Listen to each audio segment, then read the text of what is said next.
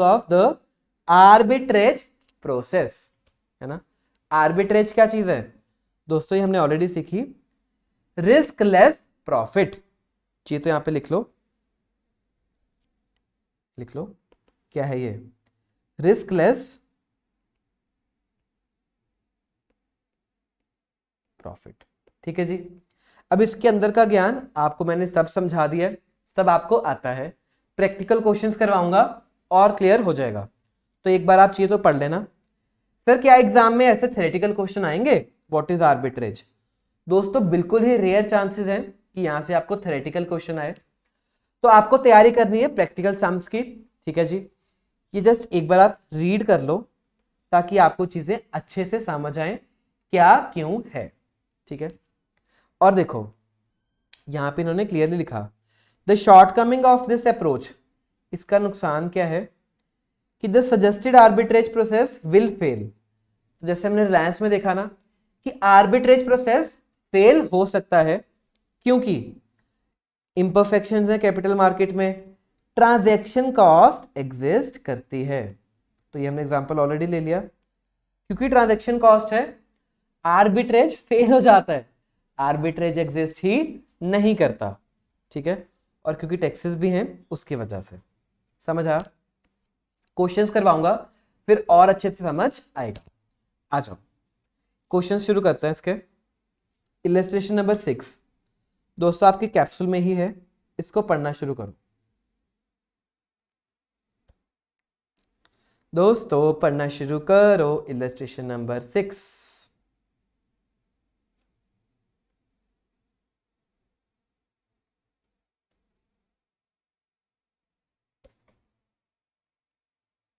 चलो क्या बोलती है, there are two companies N limited and M limited. ठीक है जी, यहां पे लिख दो दोनों के नाम, एन और M, having same earnings before interest and taxes, दोनों का ईबीआईटी सेम है, क्वेश्चन ने बोल दिया ऑफ 20,000। ईबीआईटी दोनों का सेम है, लिख दो यहां पे 20,000 यहां पे, 20,000 यहां पे, है ना। दोनों का जब ईबीआईटी सेम तो अपन ने लिख दिया कि दोनों का ईबीआईटी सेम सेम। चल फिर क्या बोलता है, एम लिमिटेड, अब ये एम के बारे में बात कर रहे हैं। M limited is a levered company. दोस्तों अब चैप्टर नंबर 6 आप पढ़ चुके हो। चैप्टर नंबर 6 लीवरेज में हमने क्या सीखा, अगर कंपनी बोलती है कि वो एक लीवर्ड कंपनी है, मतलब कहीं ना कहीं डेट एग्जिस्ट करता है ना। हैविंग, देख लो आगे आ गया, क्योंकि ये लीवर्ड कंपनी है, इसके अंदर डेट है 1 लाख रुपए का, जिसका 7% रेट ऑफ इंटरेस्ट है। तो अगर मैं यहां पे लिख दूं इसका capital structure, balance sheet portion, है ना, डेट है आपका 7% वाला, एम लिमिटेड का कितना है, 1 लाख रुपए का है। क्लियर है? अच्छा जी, और क्या बोलता है, the cost of equity of N limited is 10%। ठीक है जी, तो यहां पे के आपको दे दिया एन का 10%, and of M limited is 11.50%, इसका भी लिख देते हैं के। ठीक है, compute how arbitrage process will be carried on. दोस्तों ये एक ICAI स्टडी मटेरियल का इलस्ट्रेशन है, ठीक है, जिसमें इन्होंने डेटा इनकम्प्लीट दिया है, मैं लिखवा रहा हूं, ये भी आप लिख लो। तो जो ये क्वेश्चन है ये एक इनकम्प्लीट क्वेश्चन है, क्योंकि इन्होंने जब ये समझाया तो इन्होंने डिस्क्रिप्शन में समझाया इंस्टीट्यूट के स्टडी मैट में, है ना, तो वो आपको मैं समझा दूंगा। अगर कुछ क्वेश्चन एग्जाम में आया तो वो डिटेल ज्यादा दी होंगी, इतनी कम डिटेल से नहीं आएगा, है ना। तो अपन ये क्वेश्चन एक बार समझते हैं, इसके बाद चलेंगे क्वेश्चन बैंक में। उधर आपके लिए जो कंप्लीट क्वेश्चंस हैं जो एग्जाम में आ सकते हैं वो वहां पे हमने सॉल्व करे हुए हैं। क्लियर है? चलो पहले एक बार इतना डेटा लिखो, इतना डेटा लिख लो।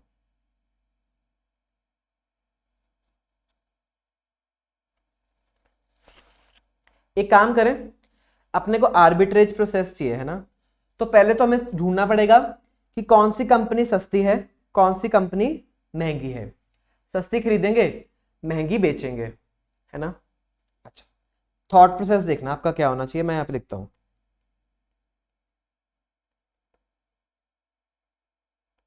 थॉट प्रोसेस क्या होना चाहिए, पहले तो फाइंड आउट करो कौन सी सस्ती, कौन सी महंगी।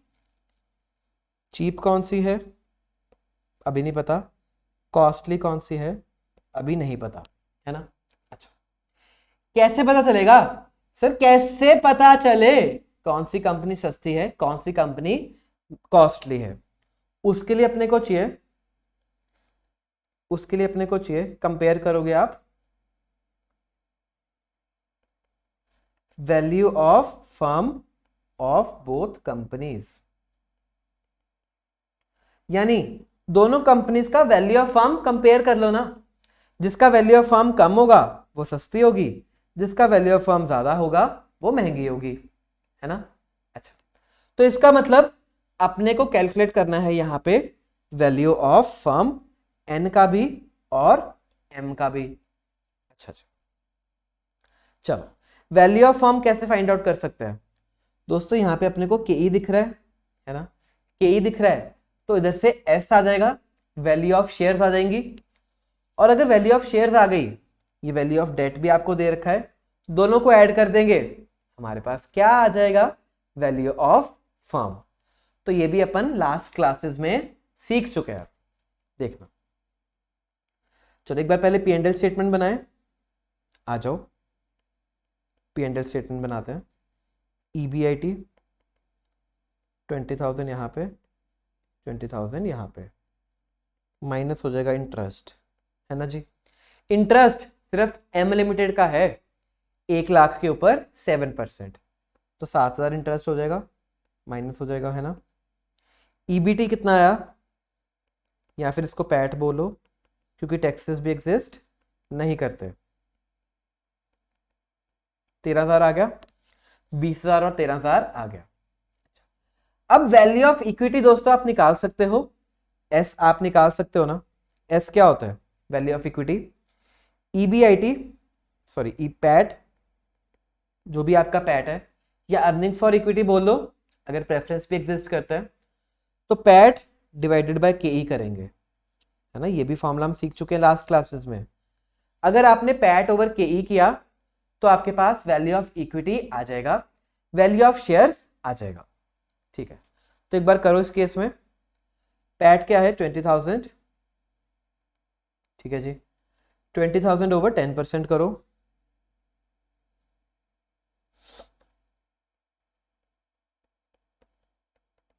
कितना आ गया, 2 लाख रुपए ये आ गया, और यहाँ पे हो जाएगा 13,000 बाय 11.50%। यहाँ पे देखो कितना आया, बताओ दोस्तों एस की वैल्यू कितनी आई,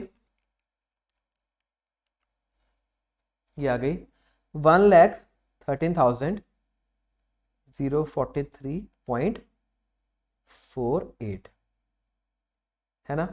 तो ये आ गई एस की वैल्यू यहां पे। अच्छा, अब इसके अंदर ऐड कर दो बोरिंग्स बी, डेट यहां पे तो नहीं है कुछ भी, बट यहां पे है डेट 1 लाख रुपए का। दोस्तों टोटल कर लो दोनों को, वैल्यू ऑफ फर्म आ जाएगा। वैल्यू ऑफ फर्म का फॉर्मूला क्या यूज किया हमने, एस प्लस बी, तो इसका आ गया वैल्यू ऑफ फर्म 2 लाख रुपए, इसका आ गया वैल्यू ऑफ फर्म 2,13,043.48, है ना। दोस्तों अब दोनों का वैल्यू ऑफ फर्म निकल आया। अब बता दो मुझे कौन सी सस्ती कौन सी महंगी, है ना। अब तो आप बता सकते हो, दिख रहा है आपको। चलो पहले एक बार इतना नोट करो, एक बार इतना नोट कर लो, दोनों का वैल्यू ऑफ फर्म निकल आया, नोट कर लो।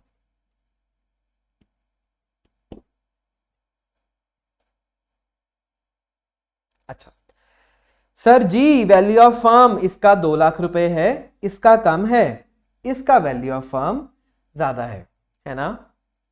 तो क्या बना अपने पास, conclusion, this is cheap, this is costly, इसको आप बाय करोगे, इसको आप सेल करोगे।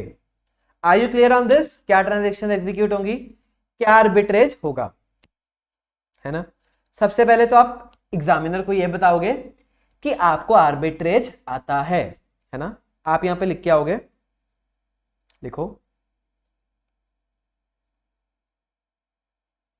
लिखो since comma value of firm of n is less than of m comma n is cheap and should be bought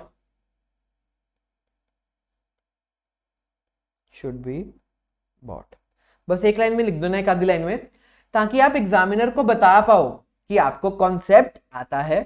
और आप ये भी बोलोगे देयरफॉर, इसीलिए यहां पे आर्बिट्रेज अपॉर्चुनिटी एग्जिस्ट करती है, एक आप रिस्कलेस प्रॉफिट कमा सकते हो। चल नोट कर लो ये भी एक लाइन।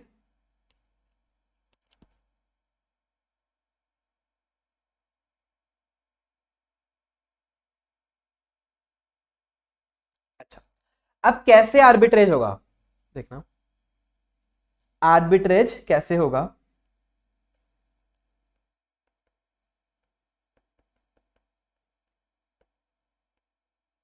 ठीक है, आर्बिट्रेज के दोस्तों दो तरीके हैं।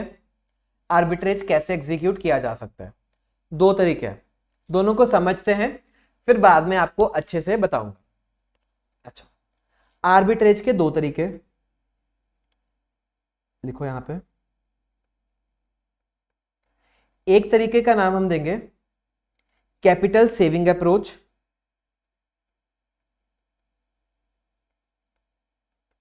एक बार आप लिखो, समझाता हूं। कैपिटल सेविंग अप्रोच एक तरीका, दूसरा तरीका दोस्तों income increase approach.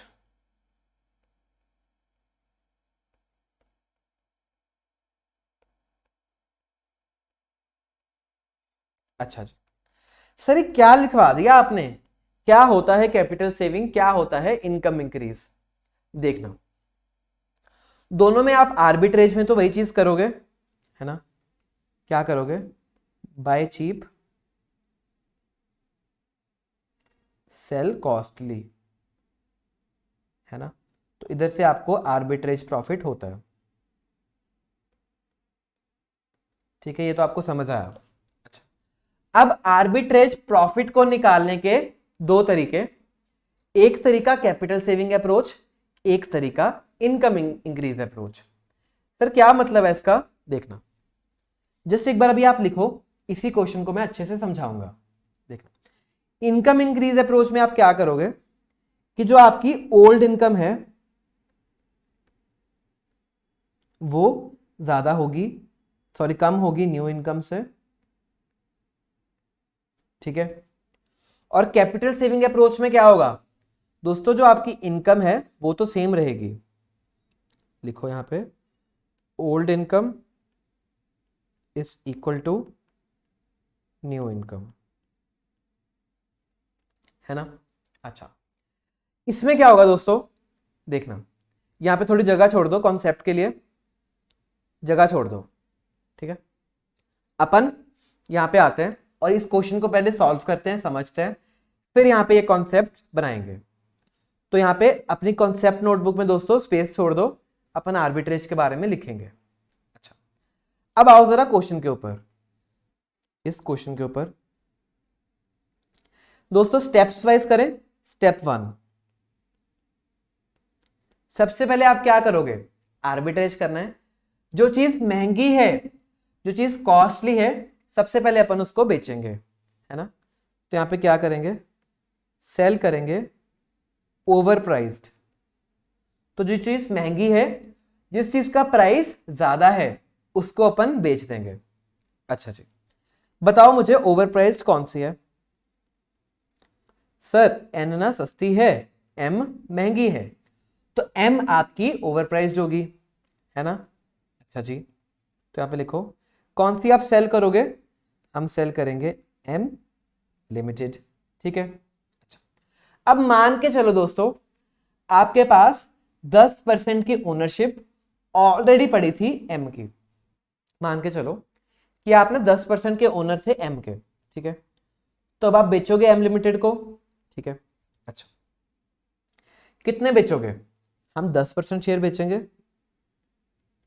10% of M limited आप बेचोगे, ठीक है। ये हमने एक एजम्पशन ली, देखना वही मैं बता रहा हूं ना, क्योंकि क्वेश्चन में डेटा इनकम्प्लीट था, हमने यहां पे एक एजम्पशन लेके सॉल्व किया। एग्जाम में क्वेश्चन आएगा वो आपको बता देगा, ठीक है, कि आप कितने परसेंट के ओनर हो। तो महंगी कंपनी के अपन ओनर है, इसको अपन बेचेंगे, सेल करेंगे, ठीक है। 10%, कितने पैसे मिल जाएंगे अपने को? 10% ऑफ वैल्यू ऑफ फर्म क्या है इसका? इक्विटी शेयर्स बेचेंगे अपन, है ना, शेयर्स अपने पास पड़ा है। तो 10% ऑफ 1,13,043.48, 113,043.48। तो अपने पास 10% की इक्विटी ओनरशिप थी, हमने वो 10% शेयर्स बेच दिए। दोस्तों कितने पैसे मिले यहां से बताओ? 113,043.48 इंटू 10%, है ना। तो यहां से अपने को कितने पैसे मिल गए? 11,304 रुपये, 35 कर दूं, है ना। तो इतने पैसे आपको जब आपने एम के शेयर बेचे होंगे 10% मिल गए, महंगी चीज अपन ने बेच दी। अच्छा, अब दोस्तों स्टेप 2।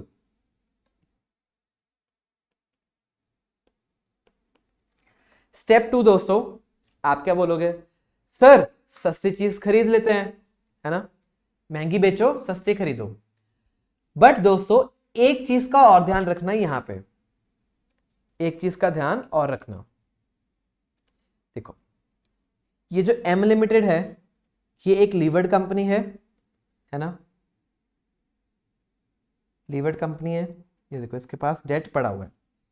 जबकि जो एन लिमिटेड है ये एक अनलीवर्ड कंपनी है, इसके पास कोई भी डेट नहीं है ना। अब अपन क्या कर रहे हैं, इस एम लिमिटेड को बेच रहे हैं, लीवर्ड कंपनी को, और ये अनलीवर्ड कंपनी को बाय कर रहे हैं, ठीक है।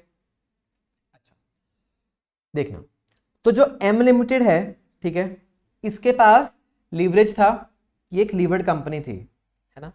एम लिमिटेड के पास कॉर्पोरेट लीवरेज था, ठीक है। जिस कंपनी के हम ओनर थे उसके पास कॉर्पोरेट लीवरेज ऑलरेडी था, ठीक है। अब अपन आ रहे हैं इधर, जिसके पास कॉर्पोरेट लीवरेज नहीं है, यानी कि देखो कोई भी डेट नहीं है, तो इसके पास कोई भी लीवरेज नहीं है।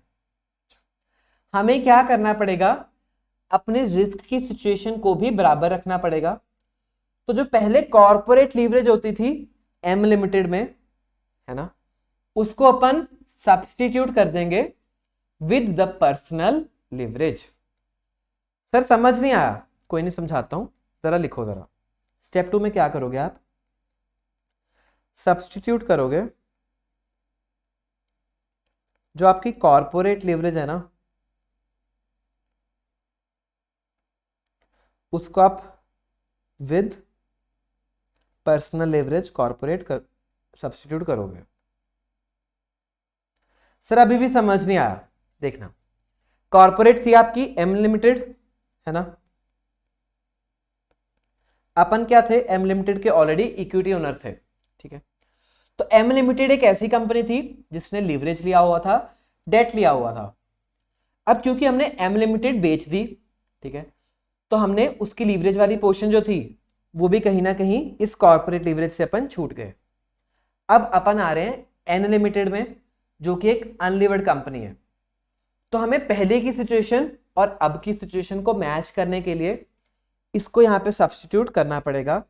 मतलब क्योंकि अब एन लिमिटेड के पास कोई भी डेट नहीं है, हम पर्सनल डेट ले लेंगे, खुद बोरिंग्स कर लेंगे, खुद का लीवरेज ले लेंगे विद पर्सनल लीवरेज। मतलब हम यहां पे करेंगे बोरोइंग्स, हम यहां पे करेंगे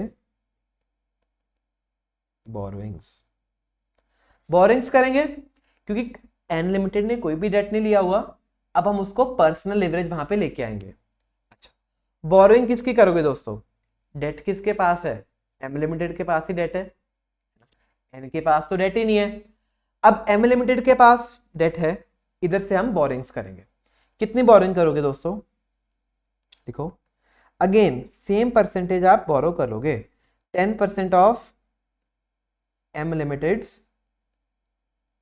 10% ऑफ एम लिमिटेड्स डेट। तो यहां पे आप बोरिंग्स करोगे, ठीक है। अच्छा, 10% ऑफ एम लिमिटेड्स डेट, तो 10% डेट की वैल्यू कितनी इसकी? 1,00,000 रुपए है ना। 10,000 रुपए आपको यहां से मिल जाएंगे जब आपने बोरिंग्स करे, तो ये आपके लिए पॉजिटिव कैश फ्लो हुआ। 10,000 रुपए आपको यहां से मिल जाएंगे। देखना, स्टेप 1 में हमने शेयर बेचे, समझाता हूं दोबारा। स्टेप 1 में अपन ने शेयर्स बेचे तो इतने पैसे मिल गए। स्टेप 2 में हमने यहां पे लोन ले लिया, पर्सनल लोन, तो 10,000 रुपए यहां पे मिल गए, ठीक है। टोटल पैसे कितने हो गए बताओ? टोटल पैसे कितने हो गए बता दो। टोटल हो जाएगा आपके पास 21,304.35 है ना। तो टोटल जेब में आपके इतने पैसे आ गए। एक आपसे शेयर बेच के आए, एक लोन लेके आए, टोटल पैसे इतने आपको मिल गए। अच्छा, अब क्या होगा? अब होगा स्टेप 3। उधर जाने से पहले एक बार पहले ये नोट करो, स्टेप 1 और स्टेप 2 नोट करो।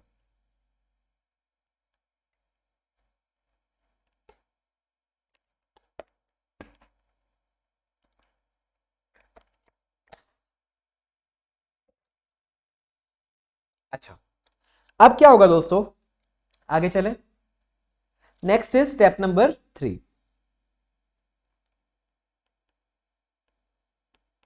हमने जो बेचना था बेच दिया, जो डेट लीवरेज सब्स्टिट्यूट करनी थी वो भी कर ली। अब दोस्तों टाइम है सस्ती चीज खरीदने का, प्रॉफिट कमाने का। बाय करोगे आप अनलिवर्ड, है ना, यानी कि जो अंडर प्राइस्ड है, यहां पे अंडर प्राइस्ड लिखूं, जो चीज अंडर प्राइस्ड है उसको आप बाय करोगे, सस्ती चीज को खरीदोगे। सस्ता कौन सा है? यहां पे एन लिमिटेड सस्ती है ना। अच्छा, कितनी खरीदोगे? 10%, सेम परसेंटेज अपन खरीदेंगे, 10% ऑफ एन लिमिटेड खरीदेंगे, ठीक है। एन लिमिटेड की वैल्यू कितनी? 20,000 है ना। तो 10% ऑफ 2 lakhs, यहां पे 20,000 रुपीज पे अपने को ये शेयर मिलेंगे, 10% मिलेंगे अनलिमिटेड के, है ना। तो ये अपने को देने पड़ेंगे। अच्छा, टोटल जेब में इतने पैसे थे, इतने अपन ने दे दिए। तो जो फर्क है दोस्तों यहां पे 1304.35, यही तो है आपका आर्बिट्रेज गेन, है ना। बिकॉज ऑफ आर्बिट्रेज हमने क्या किया? महंगी चीज बेच दी, सस्ती चीज खरीद ली, है ना। और यहां पे एक डेट भी सब्स्टिट्यूट किया, तो टोटल पैसे इतने मिले, बट हमें इन्वेस्ट इतने ही करने पड़े, हमें इतने का आर्बिट्रेज गेन हो गया। एक बार नोट करो, एक बार ये चीज नोट कर लो।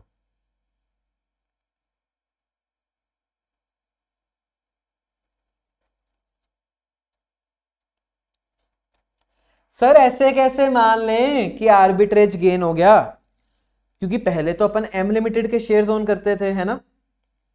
यहां तो हमें बता दो कि दोनों केसेस में इनकम सेम रहेगी, आर्बिट्रेज से पहले भी और आर्बिट्रेज के बाद भी। अगर आप हमें प्रूव कर दोगे कि इनकम सेम होगी, फिर हम मान लेंगे कि हाँ ठीक है, अपना यहां पे इतना प्रॉफिट हो रहा है। देख लेते हैं एक बारी इनकम सेम है कि नहीं। चलो टेस्ट करें, टेस्ट आर्बिट्रेज करते हैं। यहां पे हमने कौन सी अप्रोच यूज करी है? यहां पे हमने यूज करी है capital saving approach. Capital saving approach कैसे बनी? देखो कि टोटल कैपिटल अपने पास इतनी हो गई थी, बट हमने सिर्फ इतने ही इन्वेस्ट करे, कम इन्वेस्ट करे, तो जो इन दोनों का फर्क दोस्तों वही तो हमारी सेविंग है, वही तो हमारा प्रॉफिट है। चलो ये हुआ कैपिटल सेविंग अप्रोच। अच्छा जी, टेस्ट करते हैं। ओल्ड इनकम देखते हैं कितनी आई। ओल्ड इनकम देखते हैं कितनी थी, है ना, आर्बिट्रेज से पहले कितनी थी। सर अपन आर्बिट्रेज से पहले ना 10% शेयर ओन करते थे एम लिमिटेड के, ठीक है जी, है ना। देखो तो एम लिमिटेड की पैट कितनी थी? सर एम लिमिटेड की पैट थी 13,000, है ना। तो 10% इसमें से हमारा हिस्सा होता था। देख आर्बिट्रेज से पहले आप लोग एम लिमिटेड के 10% शेयर ओन करते थे, ठीक है, और एम का पैट कितना है 13,000, तो इसमें से 10% हिस्सा आपका होता था। अच्छा जी, तो अगर आप देखोगे प्री आर्बिट्रेज प्रॉफिट्स कितने हैं आपके, ओल्ड इनकम कितनी है? ओल्ड इनकम है 10% ऑफ एम लिमिटेड पैट, यानी कि 10% ऑफ 13,000, यानी कि आर्बिट्रेज से पहले आपको 1300 रुपए की कमाई हो रही थी हर साल। अच्छा, अब एक बार चेक कर लेते हैं कि हमने ये जो बाइंग सेलिंग करी इसकी वजह से न्यू इनकम कितनी आ रही है। न्यू इनकम कितनी आ रही है? अब अपने पास क्या है, अब हमारे पास 10% है ऑफ एन लिमिटेड पैट, है ना। हमने एन लिमिटेड के शेयर के लिए 10%, एन लिमिटेड का पैट कितना है? सर जी एन लिमिटेड का पैट है 20,000, है ना। तो 20,000 है इसका पैट, उसमें से हमारा हिस्सा कितना होगा? 10%, है ना। पैट इसका है 20,000, अपना इससे 10% डाल के 2,000 यहां पे हुआ। सर ये तो इनकम बढ़ गई। दोस्तों याद करो, आपने डेट भी तो लिया है, आपने यहां पे एक पर्सनल लीवरेज भी तो लिया है। जब आपने डेट बोरो किया उसके ऊपर आपको इंटरेस्ट पे करना पड़ेगा, है ना। अच्छा, तो यहां पे अब आपको लेस करना पड़ेगा इंटरेस्ट ऑन बोरोइंग्स। तो जो आपने यहां पे बोरोइंग्स कर ली उसमें से इंटरेस्ट पे करना पड़ेगा, ठीक है जी। बोरोइंग्स कितनी करी अपन ने? बोरोइंग्स यहां पे करी है 10,000 रुपए की, और रेट ऑफ इंटरेस्ट क्या है? रेट ऑफ इंटरेस्ट है 7%, है ना। तो अपन ने 10,000 बोरो किया 7% के हिसाब से, 10,000 एट द रेट 7%, यानी 700 रुपये चला गया ब्याज इंटरेस्ट। नेट कितना बचा? दोस्तों नेट आ गया 1,300, सेम ही आ गई इनकम, देख लो आपके सामने इनकम दोस्तों एग्जैक्टली सेम आ गई, आर्बिट्रेज से पहले भी और आर्बिट्रेज के बाद भी। बट हमें यहां पे ये आर्बिट्रेज का गेन हो गया, इतनी हमारी कैपिटल सेव हो गई, तो इसी को बोलते हैं अपन कैपिटल सेविंग अप्रोच, ठीक है, कि सब कुछ सेम रहा, है ना, बट हमारे 1304 का हमें ये कैपिटल सेव हो गई, इसको बोलते हैं आर्बिट्रेज गेन। चलो एक बार ये नोट करो जरा, एक बार ये नोट कर लो। कुछ भी डाउट है चैट बॉक्स से पूछो और ये नोट कर लो।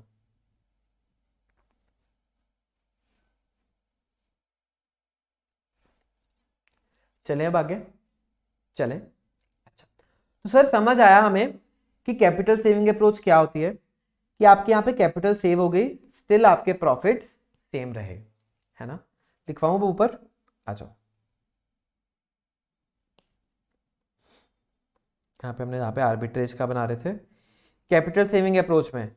अब दोस्तों समझ आया कि यहाँ पे आपकी ओल्ड इनकम और न्यू इनकम सेम रहेगी, ठीक है। मान के चलो कोई चीज आपने सेल करी, आपको मान के चलो 1,100 रुपये मिल गए सेल एंड बोरो करने से, ठीक है, और जब आपने अब बाय करी तो आपके 1,000 रुपये ही लगे, है ना। महंगी चीज जब बेची 1,100 मिल गए, सस्ती खरीदने गए 1,000 लगे। तो जो इन दोनों का फर्क दोस्तों ये 100 रुपीज, यही है आपका आर्बिट्रेज गेन, जो इंस्टीट्यूट आपको निकालने के लिए बोलेगा। तो जब क्वेश्चन आएंगे आईसीए के, आईसीए आपसे यही 100 रुपये निकालने को बोलेगा। चलो एक बार ये लिख लो। अब आपको कैपिटल अप्रोच समझ आ गई होगी, कैपिटल सेविंग अप्रोच। दोस्तों क्वेश्चंस की प्रैक्टिस करोगे और ज्यादा समझ आएगी, बट एक बार हाई लेवल पे कॉन्सेप्ट तो समझ आ गया। चलो एक काम करते हैं, एक ब्रेक लेके आते हैं 10 मिनट की, ठीक है। आप लोग भी ब्रेक ले लो, ठीक है। और एक बार देखो कि हमने जो करा क्वेश्चन में क्या करा, कैसे आपको आर्बिट्रेज बेनिफिट हुए, गेन हुए, ठीक है। फिर हम ब्रेक के बाद आएंगे, फिर अपन ये चीज को सीखना शुरू करेंगे। क्लियर है? तो मैं 10 मिनट का ब्रेक का टाइमर शुरू कर रहा हूं, ठीक है। रिकॉर्डिंग वाले बच्चे अपने हिसाब से ब्रेक ले लेना। मिलते हैं ब्रेक के बाद। चलो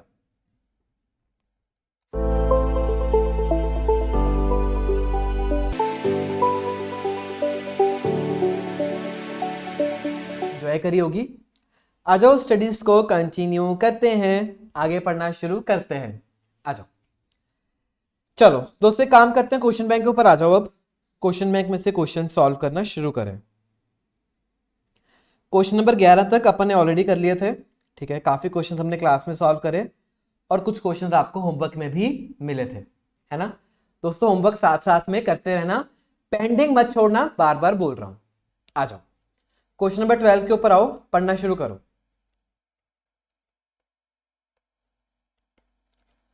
क्वेश्चन नंबर 12 के ऊपर आओ, पढ़ना शुरू करो।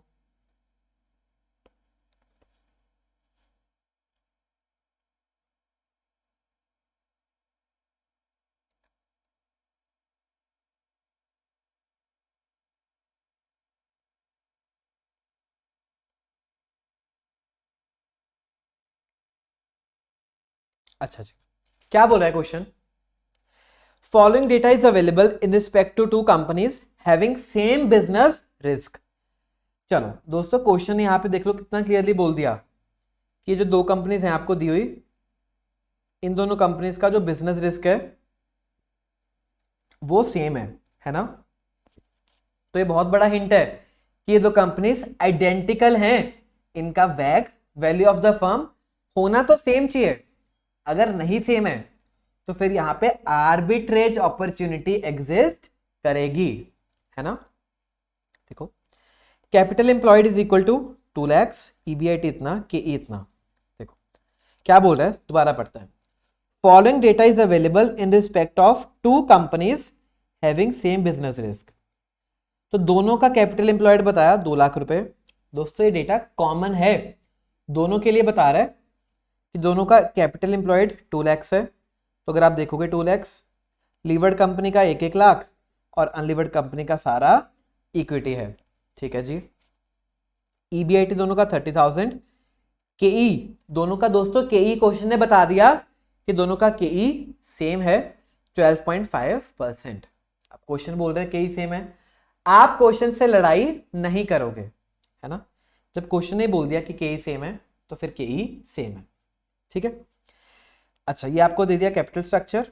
फिर बोलता है N investor is holding 15% shares in levered company. तो अपने पास यहां पे 15% शेयर्स हैं लीवर्ड कंपनी के। Calculate the increase in annual earnings of investor. क्या इंक्रीज करो? Increase in annual earnings of investor if he switches is holding from levered company to unlevered company. तो क्वेश्चन समझ आया कि हम लीवर्ड कंपनी से unlevered company में switch करेंगे, यानी लीवर्ड कंपनी बेच देंगे, अनलीवर्ड कंपनी खरीद लेंगे। अच्छा अगर आप ये काम करोगे दोस्तों तो कहीं ना कहीं क्वेश्चन क्या बोल रहा है, आर्बिट्रेज अपॉर्चुनिटी है, आप इसको बेचोगे, इसको खरीद लोगे, है ना। अब अप्रोचेस 2 तरह की मैंने बताया, एक कैपिटल सेविंग अप्रोच और एक इनकम इंक्रीज अप्रोच, है ना।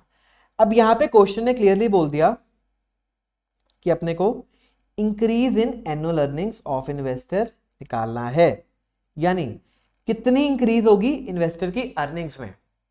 मतलब यहां पे कौन सी अप्रोच लगेगी दोस्तों? जब क्वेश्चन ने क्लियरली बोल दिया कि इनकम इंक्रीज करनी है तो यहां पे इनकम इंक्रीज अप्रोच लगेगी। Are you clear? तो अगर तो क्वेश्चन ने चुपचाप अप्रोच बता दी तो आप लड़ोगे नहीं कि ऐसे कैसे, हम तो कैपिटल सेविंग करेंगे। नहीं दोस्तों, अगर क्वेश्चन ने बता दिया कि इनकम इंक्रीज करना है तो इनकम इंक्रीज करना है, बात खत्म। बोल दिया तो बोल दिया। अच्छा सर कैसे करेंगे इनकम इंक्रीज, देखना सिखाता हूं।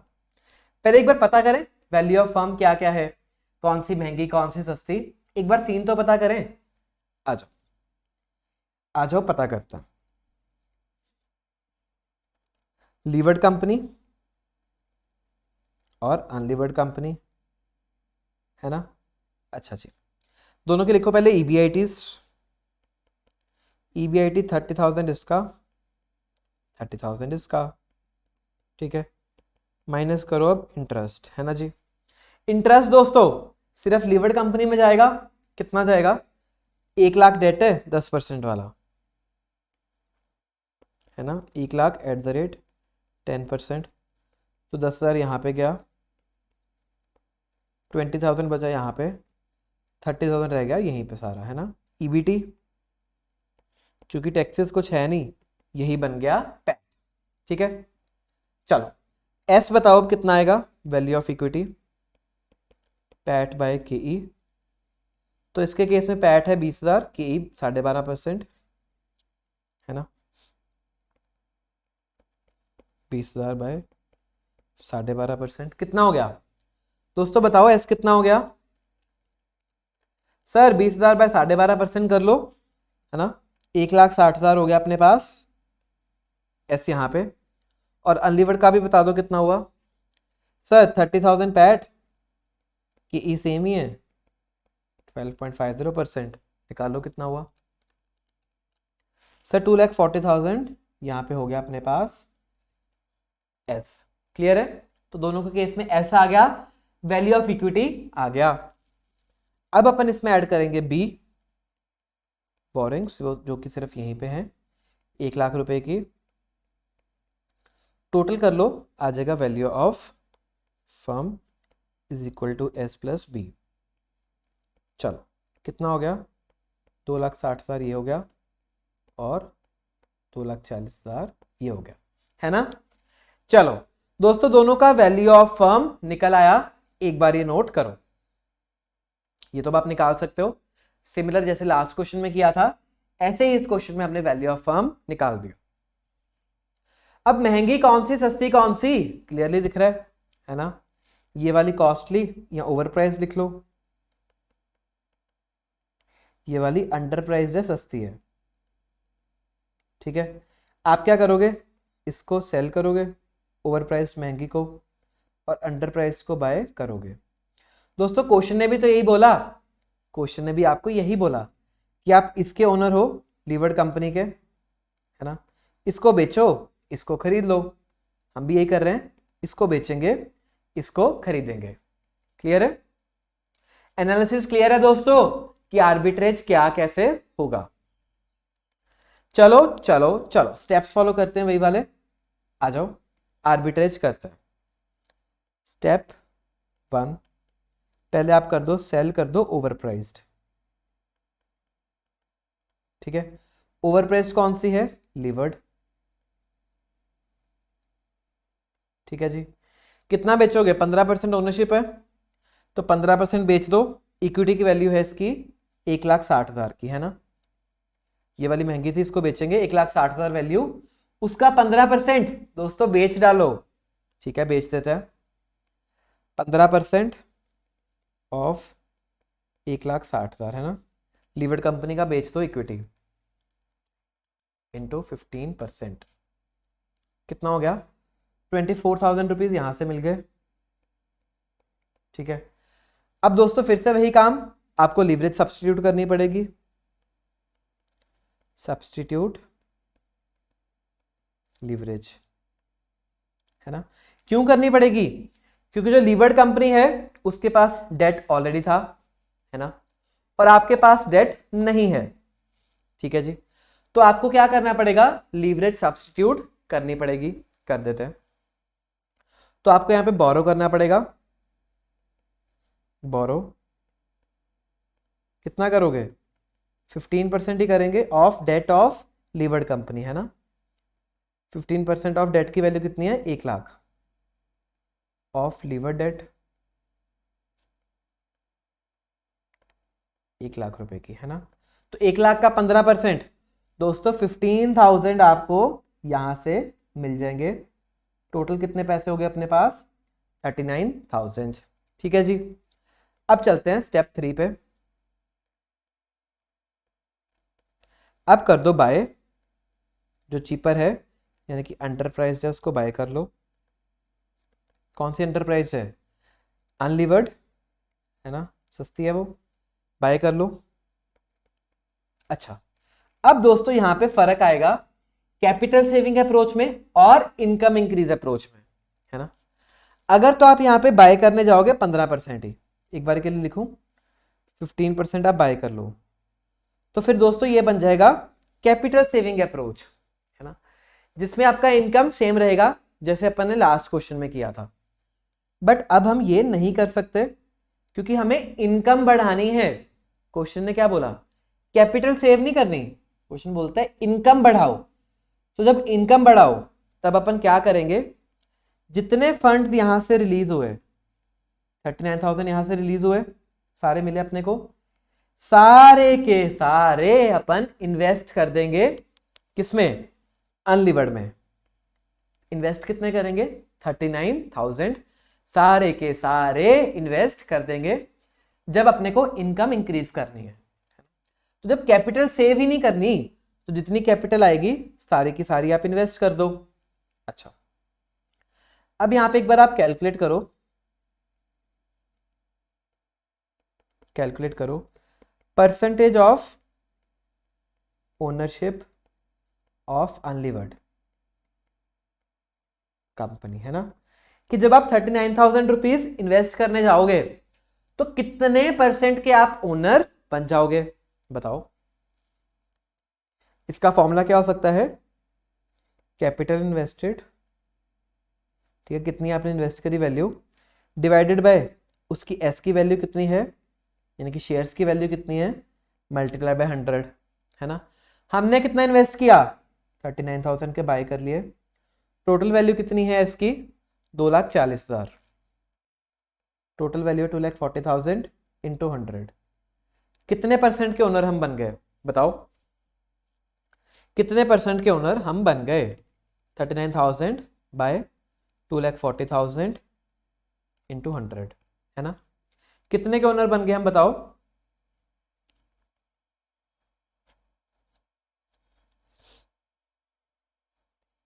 बताओ दोस्तों, ओनर कितने के बन गए? सर ओनर बन गए हम 16.25% के, है ना। तो इतने परसेंट की अपने पास ओनरशिप आ गई जब हमने अनलिवर्ड कंपनी के शेयर्स खरीदे। चलो एक बार इतना नोट करो पहले, फिर अपन आगे चलते हैं। नोट करो।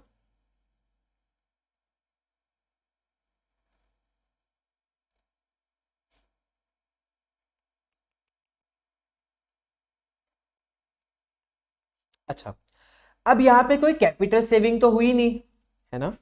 39,000 टोटल कैपिटल रिलीज हुई, सारी की सारी अपन ने इन्वेस्ट कर दी। तो अगर आप देखोगे यहां पे कैसे फायदा हुआ, आप पहले ओन करते थे सिर्फ 15%, है ना, लीवर्ड कंपनी का। अब यहां पे आप अनलीवर्ड कंपनी में 16.25% ओन करते हो। तो जो आपकी परसेंटेज ओनरशिप है दोस्तों वो बढ़ गई, आपका मालिकाना हक बढ़ गया। आगे आप सिर्फ 15% ओनर थे, अब आप 16.25% के ओनर हो, है ना। अच्छा, तो फायदा हो गया, खुश हो गए आप कि आगे आप पहले 15% ओन करते थे, अब 16.25% ओन करते हो, तो खुशी की बात है। अच्छा, अब एक बार इनकम चेक कर लेते हैं कितनी इंक्रीज होगी, है ना। कैपिटल तो सेव हुई नहीं, जितने पैसे आए थे सारे इन्वेस्ट कर दिए। एक बार देखते हैं इनकम कितनी इंक्रीज हुई। आ जाओ, ओल्ड इनकम देखते हैं कितनी थी। ओल्ड इनकम क्या थी? आपके पास 15% थे, है ना, लिवर्ड के, तो 15% ऑफ लिवर्ड कंपनी का पैट, है ना। लिवर्ड कंपनी का पैट कितना था? लिवर्ड कंपनी का पैट है 20,000, है ना, 20,000।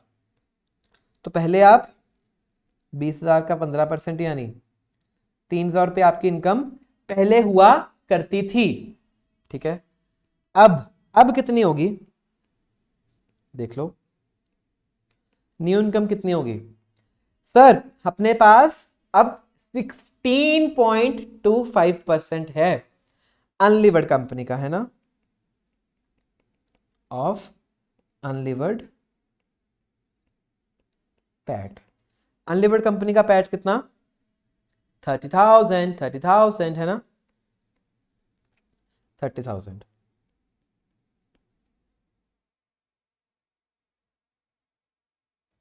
बताओ कितनी इनकम होगी 30,000 का 16.25%, 4875, है ना, यहां से इनकम हो गई। अच्छा, बट दोस्तों आपको कुछ डेट के ऊपर इंटरेस्ट भी देना पड़ता है,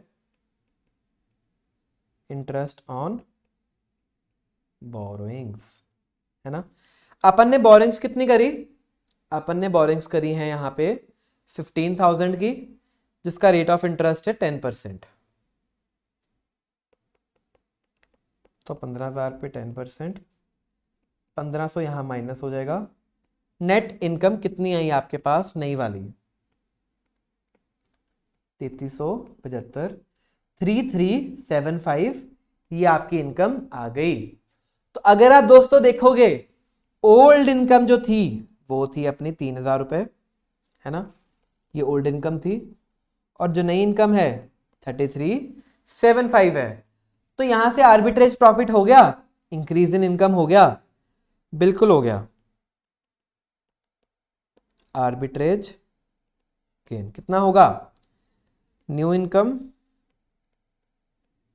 माइनस ओल्ड इनकम, है ना, कितना होगा ये 3375, यहां से मिले 3,000 रुपये आपको तो पहले भी कमा रहे थे, जो चेंज इन इनकम हुआ आर्बिट्रेज की वजह से आपकी कितनी इनकम इंक्रीज हुई 375। दोस्तों आर्बिट्रेज गेन बताया था ना मैंने, इंस्टीट्यूट आपसे क्वेश्चंस आर्बिट्रेज गेन के ही पूछेगा।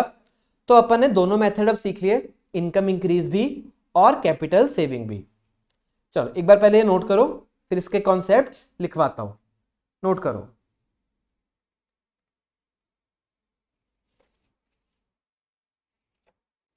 नोट कर लो दोस्तों,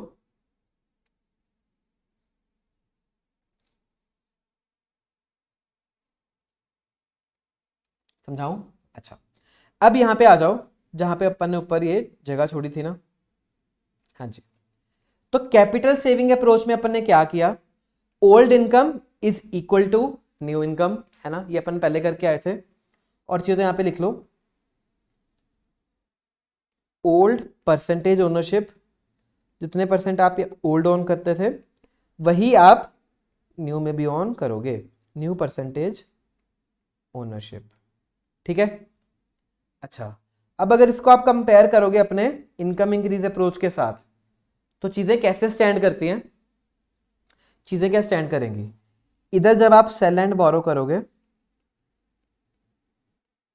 तो आपको मान के चलो अगर 1100 मिले, और जब आप बाय करोगे दोस्तों तो आप बाय भी 1100 का ही करोगे, यहां पे फर्क आएगा, है ना। इधर आप जो बाय करोगे सारे के सारे पैसे जितने रिलीज होंगे सारे आप इन्वेस्ट कर दोगे, ठीक है। तो आपका क्या होगा, जो यहां पे ओल्ड परसेंटेज है ओनरशिप की वो कम होगी, और नई में आपके पास ज्यादा परसेंटेज आ जाएगी, ठीक है जी। तो इधर आ जाएगी, और इसमें से अब जो आपकी इनकम का फर्क आएगा, यहां से आप निकालोगे ओल्ड इनकम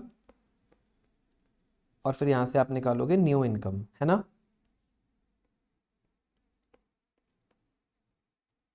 इन दोनों का फर्क दोस्तों ये बनेगा फिर आपका आर्बिट्रेज गेन। समझ आया क्या फर्क है दोनों अप्रोचेस में, अब अच्छे से समझ आया, दोनों चीजें आपके बराबर मैंने प्रॉपरली खोल के रख दी। चलो इसको नोट कर लो,